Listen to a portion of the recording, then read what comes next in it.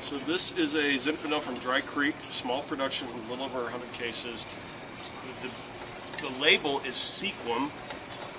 This is a project from Dr. Paul Skinner, who Robert Parker calls him Dr. Dirt. He has written the definitive books on soil and the weather, how it impacts the soil in Napa. I'm not getting that exactly right, but 2 books commissioned by Napa Valley. He wrote them. He is a really fascinating guy from the Midwest. Moved out to Napa a long time ago. Went to Davis. Hit about the right time for phylloxera to have had some damage, and he started helping vineyards replant. So he became a consultant, and he has worked for Harlan, Colgan, Arajo, Bryant, Markison, Kistler. He has worked for Hanzel, who's right here in Sonoma. So you start throwing out the big names. This is a gentleman who helps them replant and helps give them advice.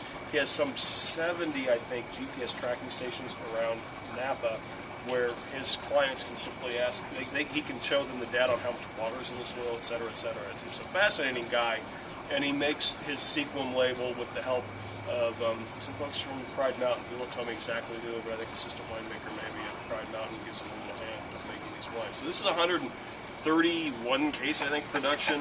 Substantial bottle. Dry Creek, he calls us Riverwash because that's the style of soil.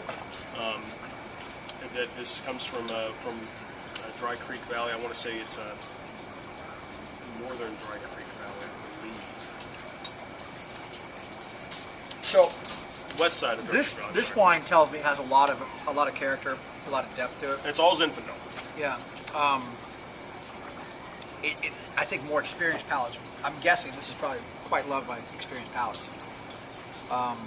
It's a fairly new project, so I don't think a lot of people. This is a newer label. He hasn't been around. Yeah, I think so. I'm going to guess price point on this is probably going to be a lot steeper than we've been talking about, or at least a little bit steeper. You know, no, this is a $30 retail. Really? Yeah. I'm kind of excited about this. Way over delivers.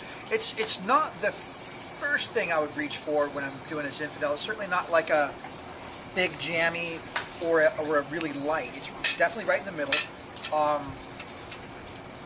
There's sort of a sexiness to it. Well, that's just because I'm pouring it for you, but hey, that goes without saying. that will be edited out, I'm sure. No, that'll probably be prominent. No, he's a really interesting guy, great guy, and he does a little Cabernet.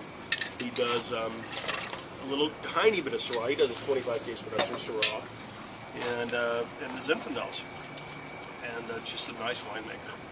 Complexity was the word I was looking for. I think you would not. I think I would pick Zinfandel in a blind tasting, but you wouldn't be remiss if you went for like Syrah or something, or a blend, like a Rhone-inspired blend or something. I think would be a good guess on this wine. But it's definitely got that you get zin in the nose. I guess more medium to light even, really, on that.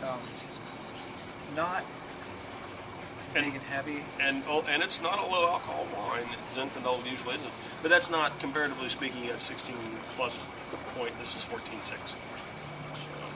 There's something that I really like about this. You gotta like the fact that it's very small production. Most of his wines, substantial bottle. He's in Napa. He lives right in the heart of, right in St. Helena, right in the middle of the valley. And this is the one wine he does from outside of Napa. Okay, so it is bottled up in St. Helena. But that's interesting. So a lot of the times you'll have a winery up in Napa, but then again, this is a Dry Creek Zinfandel. So it's really paying a bit of homage to both appellations. Well, his own property. He calls it Kid Ranch, and he does a Zinfandel, a Cab, and a Syrah off the Kid Ranch, and the Zinfandel's really nice off the Kid Ranch, but I think he understands as well that Dry Creek is Zinfandel land, so he has a chance to get some really nice fruit from being produced there. Obviously. You like the result? I like the result. I do. I'm excited. I think it's really sexy, like I said.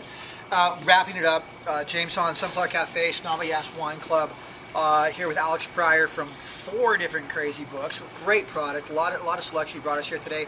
We went from Santa Lucia up to Sonoma Coast, all the way up to Columbia Valley, and then back on down here to the Dry Creek for the Sequum. Sequum.